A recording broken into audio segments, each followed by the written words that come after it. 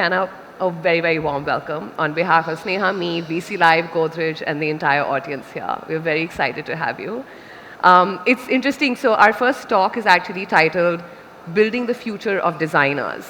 And we thought that Canna would be the most appropriate person to talk about this because now you know of her illustrious career in the last so many decades. But Canna is also a very intrinsic part of the academia. And she's been teaching for many years. She's taught at CEPT and in other universities as well. And we've spoken about this before, and you've said that teaching for you has been a very intrinsic part of your profession and your own journey, right? And so I want to start by asking you why. Why is it important for you to be a practitioner and be involved in academia at the same time? How does one inform the other? Please. So, as a designer, and when you go through the college years, you are interested in visuals. You're interested in the design itself, the aesthetics, the functionality of it. And that's what you're taught at a college. That's what you practice. Because when you have a client, they don't come to learn design from you. They don't come to, they want something done for you. So you can't, in a way, educate them or anything. But while you're doing this, your mind goes through multiple ideas, thoughts, connections to the country, people, habits, many, many things. So when you decide to teach, first thing is, it gives you a pause. A pause in the practice which is continuously moving one project after the other, one client after the other. And that pause makes you think, question, and then formulate something that you wish to express. And I would say that you don't have to wait till you have a lot of experience before you teach. Because when you are young, and if you practice, say, while it's your second or third year practicing, you will teach about simple things. Maybe just the functionality, maybe just how a house works, or getting few things in the pantry right, maybe, not always things which are in limelight. You will think of other things. And as you mature, as you think harder, as you wonder, you will teach more serious things. That's really interesting because most people always advise you saying that, okay, practice for a number of years, get the experience, then if you want to teach, go back into teaching. And that's the advice I got, in fact, when I started practice. So I didn't teach for a really long time. I waited. But Seriously? It's really interesting for you to encourage younger people to get into teaching and to get into academia because I think it brings a completely different flavor to teaching as well, right? And I did want to talk to you about this, that in terms of what do you think pedagogy, like what's the role that pedagogy really plays in shaping the future of designers or the up-and-coming designers of the country?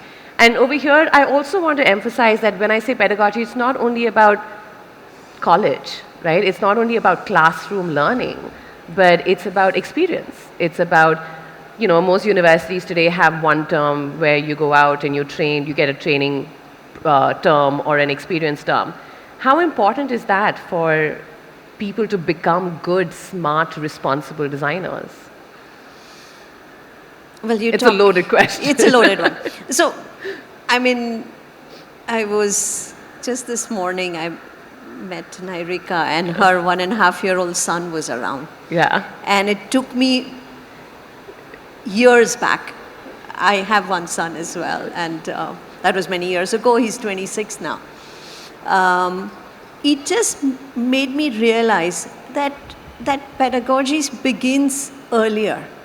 It begins, for a woman, it begins, and for a man as well. Yeah. It begins when you start parenting, when you start nurturing. Because you definitely ask yourself that are you going to do everything that you learn, and how are you going to change it? What aspects will you change? And we know from a young person's mind that they will always make us question. Just a few minutes ago, these young two lads who are sitting right in the front, they were told, can you go at the back? And they just slid their chair at the back. Isn't that wonderful? I mean, it's just perfect. And you know, it makes you question. Yeah. It makes you question, what does it mean going back? The whole notion has changed. So if that's the case, when we talk about these structured pedagogies in design school, I think they need to evolve. We need to unlearn things, we need to adapt to new ways, we need to evolve with time and create new meanings for the time that it is being taught in. Absolutely. So, Context is key, right? yes, absolutely. And context is beyond just your physical realm. Yes. It's the time period Yes. that you're in. Absolutely. Yeah. And you can't plan it. Yeah, It absolutely. will all depend on, I mean, like, why is it conscious collective? We've done many wrongs. Yes. And I guess all over the world, not just us as India. And the time has come to pause. The pause that I talked about in the previous question, to question what should be done. We've done a lot of wrongs, but we also have the opportunity to right them. And I think situations like these are those opportunities, right? Whether you're talking about it, whether you're taking action, like you rightly said, you take a moment to reflect on what has happened, what you can do, how you can proceed further, and you can change your future, right? You can always consider alternate futures and change that. I actually wanted to get back to you, and I wanted to question, it's a little, you said pedagogy starts when you start parenting. What about people who don't want to parent, right? They still have experiences around Yes, them. yes, And you're yes. parenting something or the other. It's not Yeah. only your own children. So it's It's a not your process own learning, children. yeah. Say in my case, it was my studio. 30 years I've been practicing. And to start with, as a woman practitioner, I had only women in my studio, not by choice. Young men didn't want to work for a young woman. Really? Well, that's actually not surprising, is it? And it's changed now. Now it's a good balance. I have men and women both in my studio. So that teaching also is within your studio. I did undergraduate research work with students from School of Interior Design at CEPT. That's something I chose because earlier I didn't have time to actually go and teach at CEPT. Because it was a young practice and it required my attention more often. Right.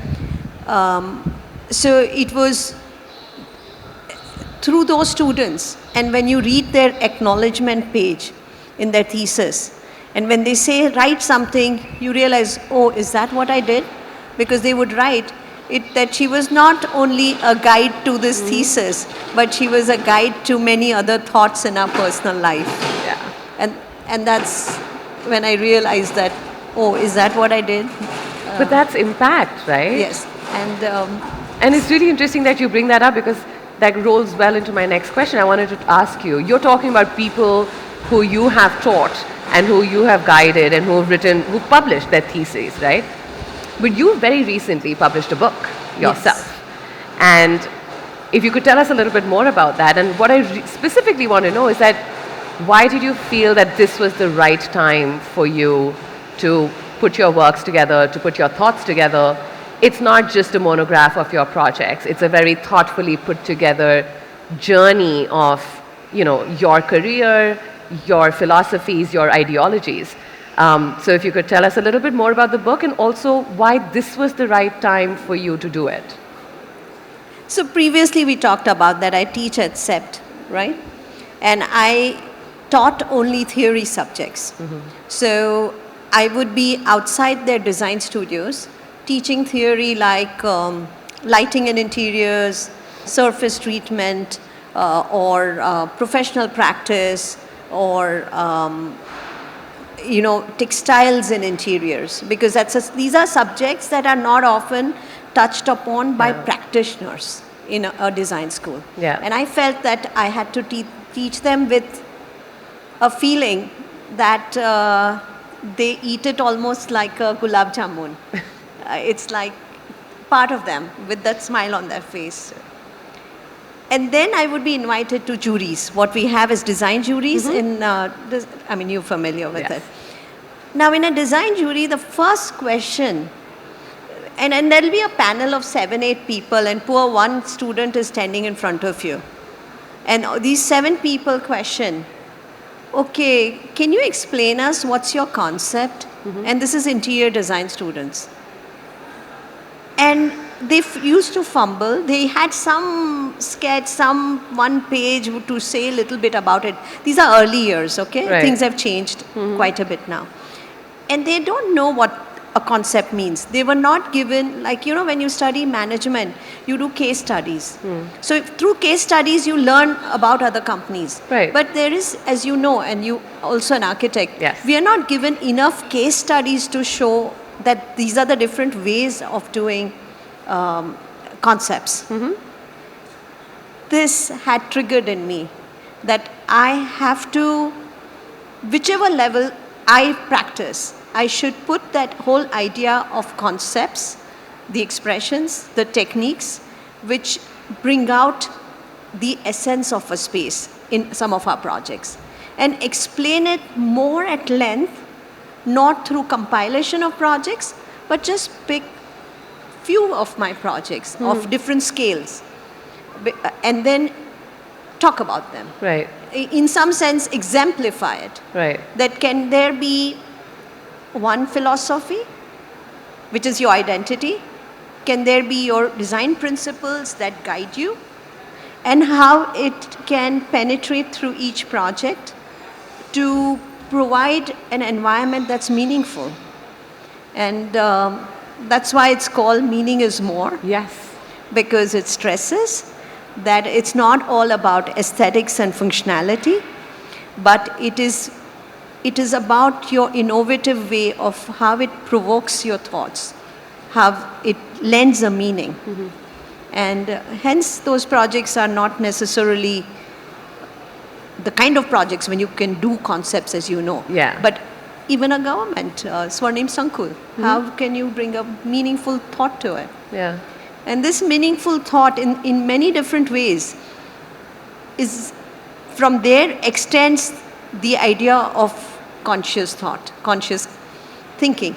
And so it's quite connected, because this is more a story that you tell on your own for your space, whereas conscious thoughts is more at a larger, broader sense. And hopefully the next book might be something to do with conscious collective. Oh, that would be so wonderful. It's a fabulous book. It's actually available on Amazon, so please do have a look at it. And it's really interesting that, you know, through this conversation, we've already identified, like, you're talking to younger adults who are, you know, breaking into the industry, students who want to become the designers of tomorrow, right? They're shaping what is going to come tomorrow. We've been talking about this a lot in the last couple of days, that what is the future and where is that headed? But it's interesting to see that, you know, you can, along with your practice, you can find different means of developing yourself and becoming more conscious of what you're doing. Teaching is definitely one way of doing that. I think writing is another way of doing that, right? And that's one of the reasons why I asked, is because writing a book allows you to, like you said, pause and reflect and actually think about what it is that you're doing, what it is that you want to do. I do want to ask you that, having written this book, do you find yourself in a place where your perspective has shifted or changed, or the way you approach your work, has that changed or altered? Since you've taken that moment to actually reflect on the work that you've done so far.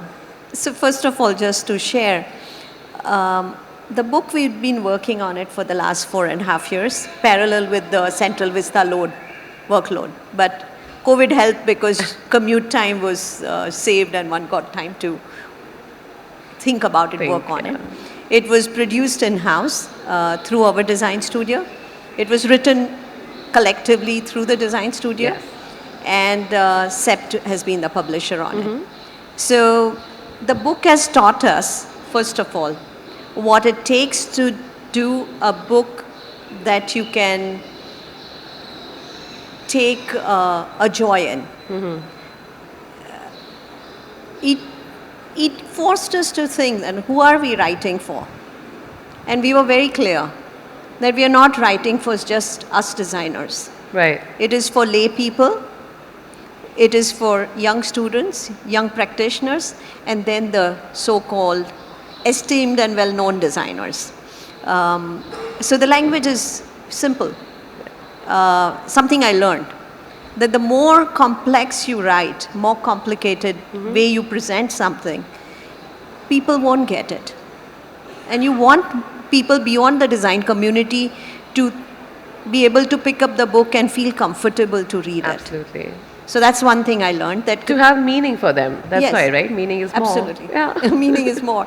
And to connect, because there are so many people who aspire for getting interiors done. Will they pick up the book and flip through it and say that can they make their wish list based on that? It's going to be different for each one. But so that was one of the purpose, to communication to a larger audience. That's what I learned, and that's very important. Yeah. I think otherwise the conversation just goes on within us designers and our That's true. students or the young people, and that is not going to have an impact on the society. Absolutely. In fact, I'm going to take a cue on that and bring in the audience over here, because it's not about a conversation just between us. We would like to take questions from the audience if anyone would have any. Yeah. Canna, you've been so articulate and you've explained yourself so well. And it's really interesting to have people like you who are bridging this divide between practice and academia, because I think that's really critical to shape and give practical sort of knowledge to students and to the designers of tomorrow, right? It's not like you leave college and you become a practitioner and then you forget college. But there has to be this constant dialogue between research, writing, pedagogy, practice, application. And that's the only way to really sort of develop in a critical manner the future. And I think that's one of the reasons why we're doing Conscious Collective, is to be able to, I keep coming back to what you said, right? To take a pause and to reflect and to allow ourselves to think about where we are and where we can move further. And I think this has been a wonderful start and the most appropriate start to day 2. Thank you so much for being here. You're welcome, and thanks a lot, Mrinalini, for giving us this opportunity to talk to a larger audience and Yes. be able to share what the thoughts are. on these things. Absolutely. And you made it so comfortable that one could talk from within one's heart rather than presenting as a situation. Thank you. demands. Sorry to not mention this earlier, but these are all Canna's works that have been looped at the background. The idea was to show you what she's been up to and what she's been doing, but to have a candid and open conversation about her and her work. A small token of appreciation for you being here and joining us this morning. That was very inspiring, Canna. Thank you so much. Yeah. A big round of applause to Canna Patel, please.